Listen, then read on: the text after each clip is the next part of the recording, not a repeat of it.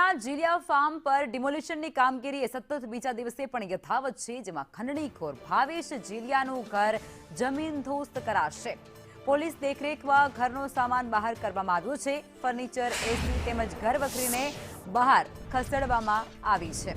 ગણતરીના કલાકોમાં જ ફાર્મમાં બંગલો તોડી પાડવામાં આવશે। દાદાનું બુલડોઝર ત્યાં ચાલી રહ્યું છે, બુલડોઝર એક્શન ત્યાં ચાલી રહ્યું છે। ગણતરીના કલાકોમાં જ બંગલો તોડી પાડવામાં આવશે। અનિચ્છનીય બનાવ ન બને તે અર્થે ત્યાં પોલીસ બંદોબસ્ત પણ ગોઠવી દેવામાં આવ્યો છે। પોલીસ બંદોબસ્ત વચ્ચે બુલડોઝર એક્શન ત્યાં લેવાઈ રહ્યું છે।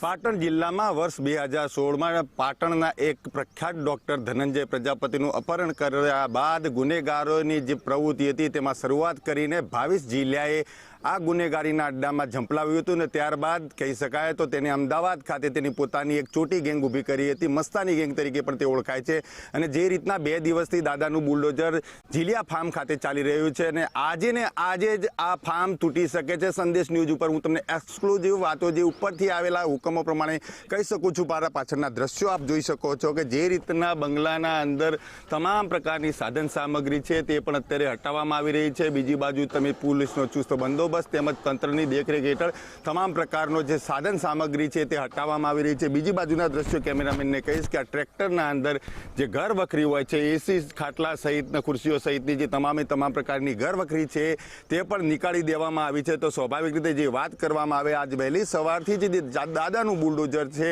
તે શરૂ થઈ ગયું હતું। તમામ પ્રકારના દબાણો દૂર કરવામાં અને ગણતરીના કલાકોમાં જ અત્યારે સંદેશભાઈને એક એક્સક્લુઝિવ સમાચાર મળી રહ્યા છે કે ગણતરીના કલાકોમાં જ આજે દાદાનું બુલડોઝર છે તે જીલિયા ફાર્મ ખાતે આવેલું ભાવેશનું જે ઘર છે તે ઘર તોડવા માટે પણ અહીંયા આગળ શરૂ થઈ જશે। કારણ કે જે રીતના ગુનેગારી અને ખંડણીના રૂપિયા ઉઘરાવીને કરોડો રૂપિયાના ખર્ચે જે એમ્પાયર ઊભું કર્યું હતું, જે રજવાડું ઊભું કર્યું હતું, તે રજવાડું ક્યાંકના ક્યાંક ગણતરીના કલાકોમાં જ જમીનદોસ્ત થઈ જશે।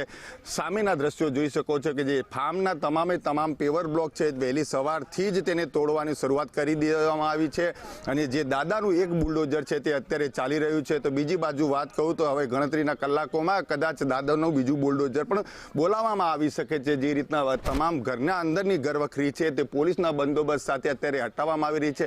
તમામ તલાટી, મામલતદાર સહિતના કર્મચારીઓની હાજરીમાં તમામ પ્રક્રિયા ચાલી રહી છે અને ગણતરીના કલાકોમાં જ આ ઘરને જમીનદોસ્ત કરી દેવામાં આવશે। જે ભાવેશ જીલિયાનો ખોફ હતો તે ખોફ મટાડી દેવામાં આવશે અને જે રીતના વાત કરવામાં આવે છે ચમરબંધીઓને ના છોડવાની, તો તે જ સૂત્ર પ્રમાણે અત્યારે જે સરકાર છે આગળ જઈ રહી છે અને જે રીતે વાત કરવામાં આવે તો તમામ પ્રકારના ગુનાઓના ગણીને તેને સજા આપવામાં આવશે તેવો અત્યારે એક સૌ સ્પષ્ટ સંદેશ આપવામાં આવી રહ્યો છે।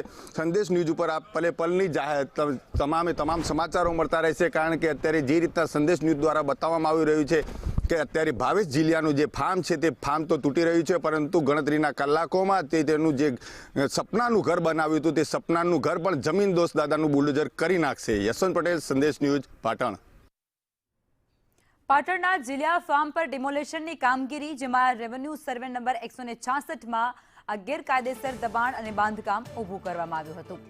7,000 અને 10 ચોરસ મીટરનું આ દબાણ ભાવેશે બનાવ્યું હતું। ત્યાં ફાર્મ હાઉસ, જેમાં પશુઓ માટેની ગૌચર જમીન પર આ આખું જ દબાણ ઊભું કરવામાં આવ્યું હતું।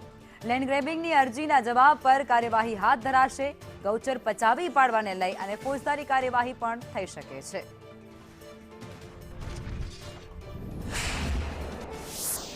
આ દબાણ જીલિયા ગામે રેવન્યુ સર્વે નંબર 166માં હતું, જેમાં 71.10 ચોરસ મીટર જમીનમાં દબાણ હતું અને અરજદારની દબાણદાર જે છે એની બાજુમાં જ ખેતર આવેલું છે, એમાં એને 500 ચોરસ મીટર જમીન એને કરાવી અને તેમાં કોઈ બાંધકામ નથી કરેલું, ફોજદારી થઈ શકે છે।